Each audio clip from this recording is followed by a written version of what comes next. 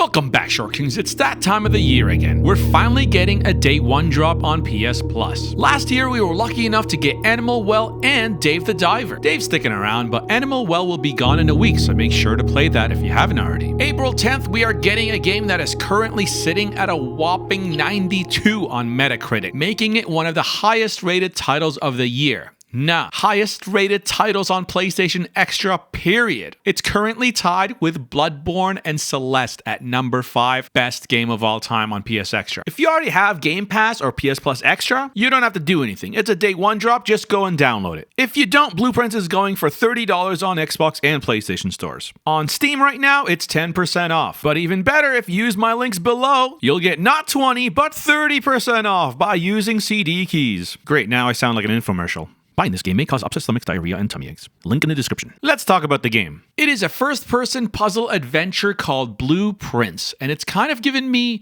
What Remains of Edith Finch vibes, but with way more actual gameplay. Just like What Remains of Edith Finch, Blueprints begins with you inheriting your family's estate, a home that becomes the central character in the story with a mysterious history. Both games tell their story primarily through environmental storytelling, revealing secrets as you explore different rooms from a first-person perspective. Both games share that same sense of mystery and discovery, but that's where the similarities end. While Edith Finch was a linear, one-time, walking sim experience focused on emotional narrative vignettes, Blueprints offers something completely different with its procedural, room-building mechanics, puzzle-solving, and strategic roguelike elements, making each run different to every single player who plays it. This adds layers of player agency and replayability that sets it apart from others. It's the difference between walking through a museum of memories and constructing the mystery yourself, piece by piece. In Edith Finch, the house feels alive because it's full of memories. But in here, the house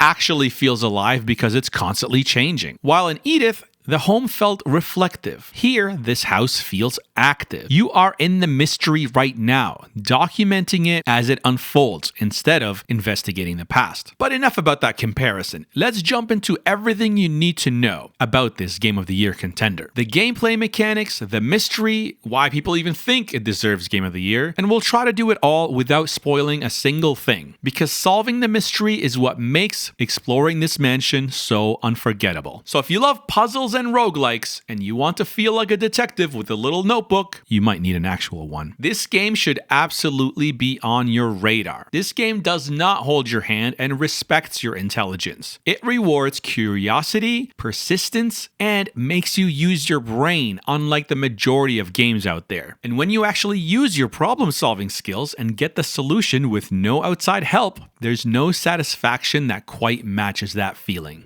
So let's get into it. Core gameplay mechanics. Okay, so here's the elevator pitch for Blueprints. Every run starts off at the entrance hall. It has 3 exits. When you open one of those doors, you're given the choice of 3 random rooms it could lead into. Initially, your main concern is to get to this room. Sounds easy enough, but you gotta remember that each room you unlock only has a few exits. So you gotta be really careful in what you choose, because you'll often find yourself being so close, but the only options left are dead ends. To make things even more complicated, there are a limited number of steps. Every time you walk into a new room, you lose 1 step. Even if you backtrack, once you run out of steps, it's time to call it a day. The house resets, you have to start all over again, and you lose all your items. Now, some rooms do offer perks, and you could gain back some of those steps. And other rooms will seem totally unfair. You're constantly wondering whether you should move forward or backtrack to assess that risk. Some runs you are prioritizing finding keys to get access to more unlockable areas, while other runs you can just focus on getting the max amount of steps to get further and further into the manor. The more runs you do, the more control you gain. At first, it feels like the RNG elements are really working against you. Because of the randomized nature of this and how each run through will be unique to the player's decision, run time can vary greatly. It could be anywhere from 20 hours to 40 hours. Either way, it's a great feeling to get lost in the mystery. The game premise.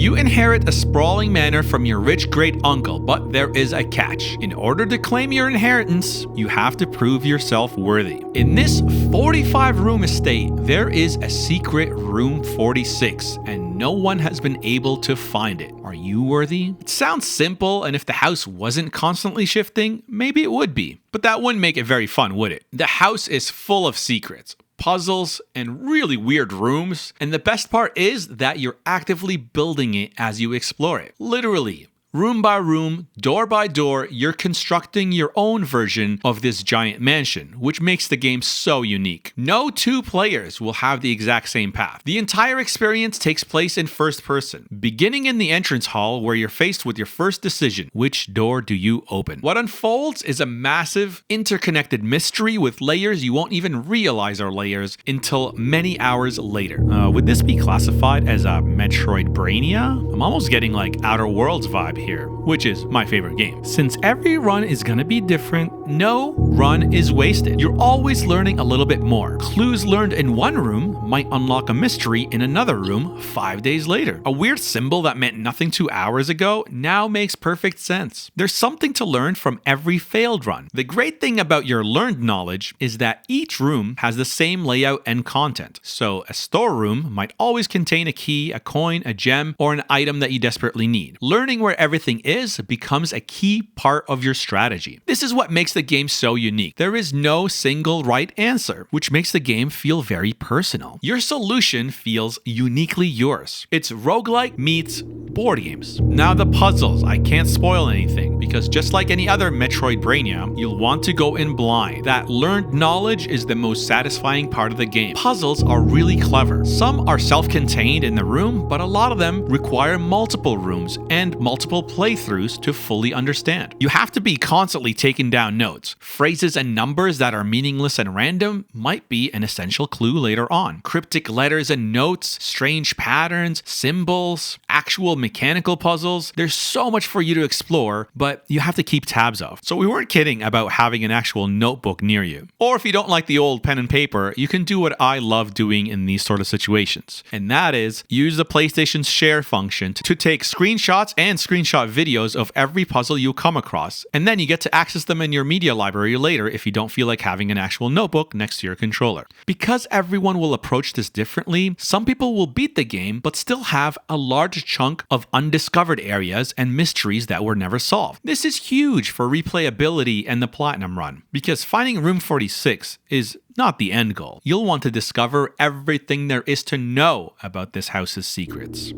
Conclusion. Okay, so I don't want to say too much about this game and ruin it for you. So overall, Blueprints looks to be a very welcomed addition to the PS Plus Extra catalog. I literally just did a video on Puzzlers this week, so this fits in really nicely. It's a day one drop and it's gonna be a memorable one for sure. My two favorite games are Outer Wilds and What Remains of Edith Finch, and this has a little bit of both. So I know it's not for everyone, but for me, this hits. It has a fresh approach to the mystery genre, blending strategy but also roguelike elements, which we've never seen here before. Is it going to be the game of the year? That's for us to find out after we give it a chance. I know it's not a AAA, but if you're a subscriber to this channel, you know that hasn't been the answer or a good litmus test of if a game is actually good. It's like saying that Michael Bay movies are better because they have more explosions. AAA ain't it. It hasn't been in a very long time. These kind of games is where the innovations are happening, and it's where the risks are being taken. So before we go, here are some spoiler-free tips. Keep an actual notepad next to you and keep track of clues. Everything is important.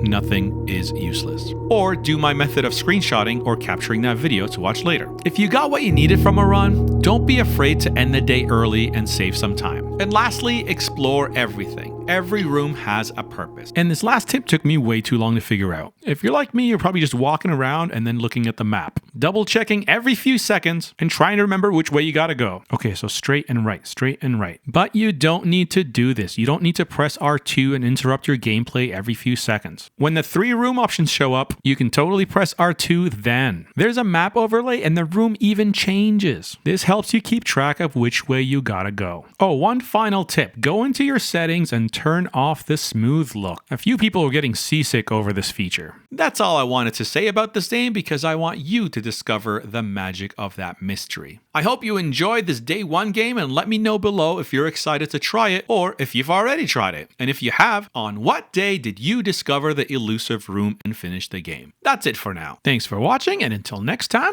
be a friend and I'll see you again.